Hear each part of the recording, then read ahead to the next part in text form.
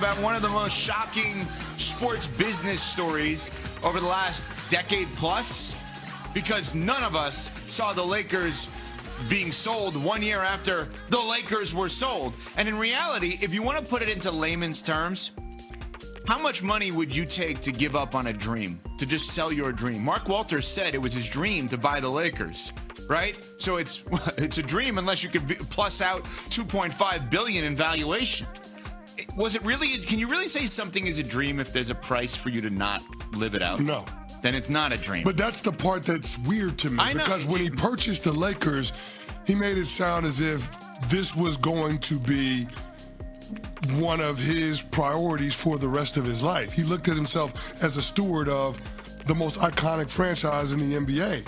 It didn't sound as if it was just a flip opportunity. It sounded as if he was angling for this for a really long time. And to be able to align the LA Dodgers and the LA Lakers, two of the most iconic franchises in all of sports that happen to be in the same city, I just never thought that the Mark Walter group would potentially move off of the Lakers in less than 2 years. Yeah, we need Tarek and Christina, flip or flop. This is an HGTV kind of show. We need Pablo Torre finds out.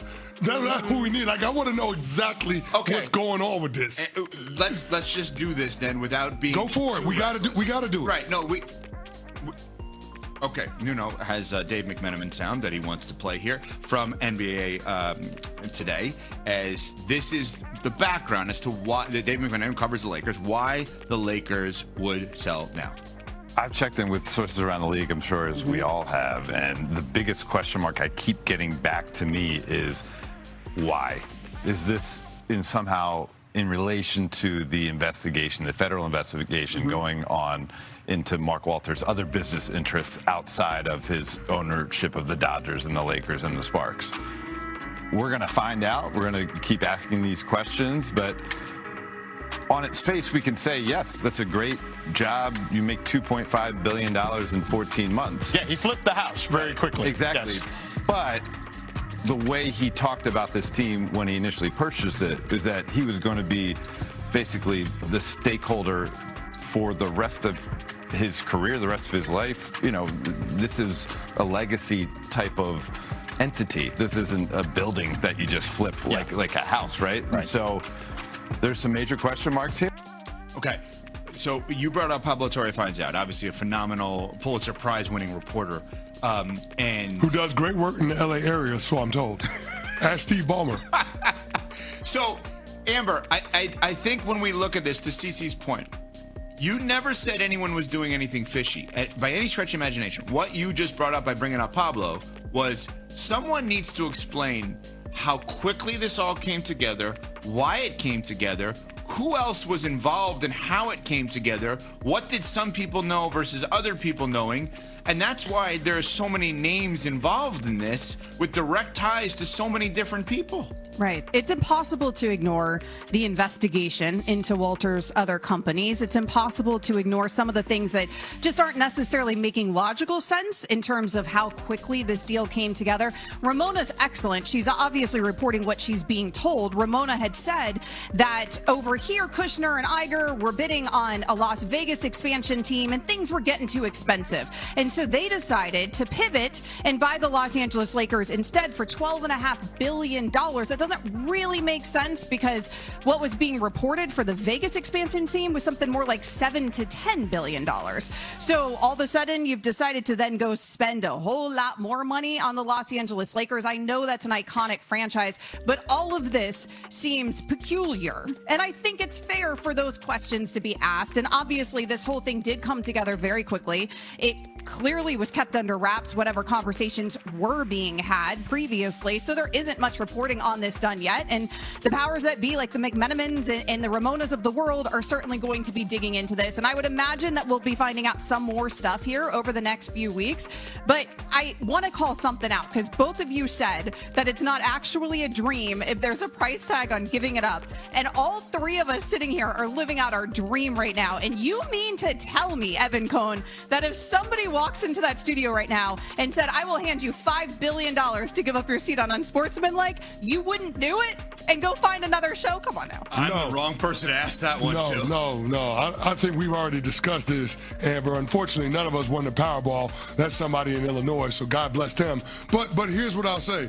If we won that kind of money, Amber, we're going to still do Unsportsmanlike. We just not going to do it from here. Okay. Fair enough. You may start at 7. You're doing it from your mega yacht. But here's the thing, Amber, and I think we're all dancing around it, talking around it because we don't want to step on any landmines, but it's hard to ignore that Mark Walter is in the midst of a federal investigation with his insurance companies and the underlying credit facilities being utilized to fund some of his other business ventures, most notably purchasing sports franchises. It just so happens 14 months after he bought the Lakers, in the midst of this investigation, an ownership group that features the brother of the President of the United States' son-in-law is buying the team. That's hard to ignore. Now, it could be purely coincidental. Who knows? But something just doesn't seem right on its face when it comes to the pivot that the Iger-Kushner ownership group had from expansion franchises out on the West Coast to buying the most iconic franchise in the entire league. So can I give you other, I brought up all these names. I'm going to give you the other connection. CeCe just gave you one in terms of like the real life investigation to the potential, maybe possible fraud investigation that's going on with Mark Walter. No, there isn't. I'm saying, I'm not saying there's fraud. There's a federal investigation, there's an SEC investigation. Yes. Those things are happening. Right. So here's what else is happening. I don't know if people heard LeBron James left the Lakers. Okay. So LeBron James leaves the Lakers. Amber asked a great question. Basically, like, who knew what when? Did he know something? Right? Because who else has been mentioned for the Vegas franchise? LeBron's group.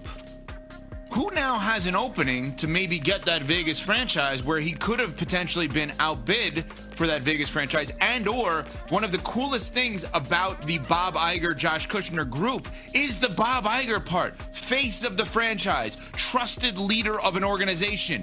Well, Bob Iger leading the Lakers is akin in some ways to LeBron leading a Vegas franchise in that you clearly have the face of the franchise. And I know this may shock people. Neither Bob Iger nor LeBron James would be the money guys in a purchase. They don't have the money to purchase an NBA, like not even close. They're insanely rich, but not even close to purchase an NBA team. Also, Bob Iger, everyone talks about his amazing friendship with who? Chris Paul, who just decides, I'm going to retire. I'm not going to try to get back in.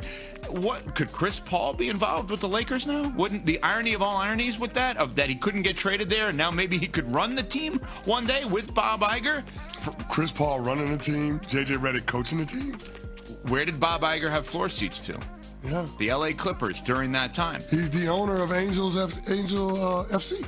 So there are so many connections. In addition, Mark Walter, now the former owner of the Lakers, owns the Dodgers. Okay?